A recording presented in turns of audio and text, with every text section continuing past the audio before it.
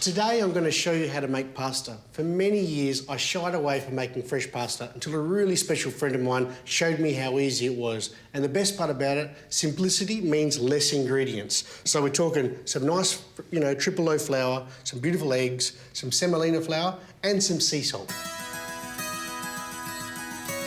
So first of all, this isn't a clean process. So we're going to add our flour onto the bench. We're going to make a well and crack our eggs into that well. So for every 100 grams of flour, we want to be adding 1 egg. 2, 3, 4, and there's the 5th. A good pinch of sea salt, and then we're just going to mix this around until we start to form a bit of a dough. Now, the best part about doing it on the bench is that you're only going to add as much flour as the egg's going to let you take. So it should be all of it, but it really depends on the moisture in your flour on the day, because each day you've got a different humidity. I'm putting my back into this because I really want to work that dough to make sure that I iron out any of the lumps. And there you have your pasta dough, and let it rest for a few minutes, well, preferably about 10. Piece of Glad wrap over the top, away we go. So we all need a little bit of a siesta from time to time, and the pasta dough needs a good 15-20 minutes just to relax, let it ease up. So once I unwrap it, you can see that it's just got a bit of pliability to it and it's nice and soft. I'm going to cut my pasta dough into 4 pieces, and this is where the semolina comes in. So the semolina is a little bit more coarse. So I'm going to just sprinkle that, and I've got my pasta machine set on number 1, which is the biggest setting on this.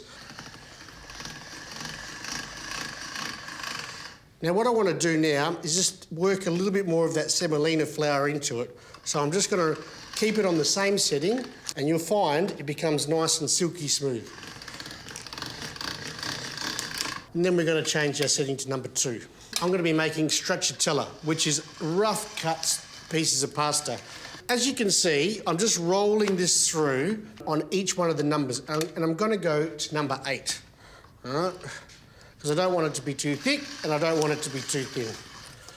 Now, by using the back of my hand, I'm not getting my fingers coming through the dough. And you can see how beautiful, light and thin that pasta dough's coming through. Look at that. That one bit of pasta gave us all that.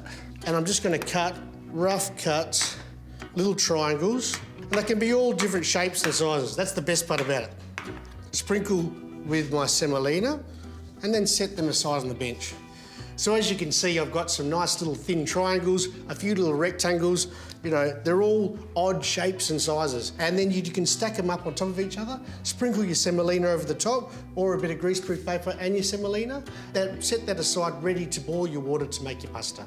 What I'm gonna do is cook up a few pieces just to finish off.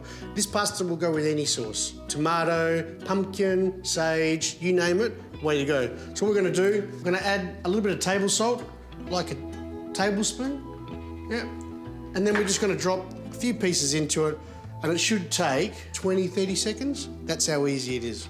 If you hang around, I'm gonna show you in the next segment how to make a beautiful seafood marinara sauce to go with the pasta.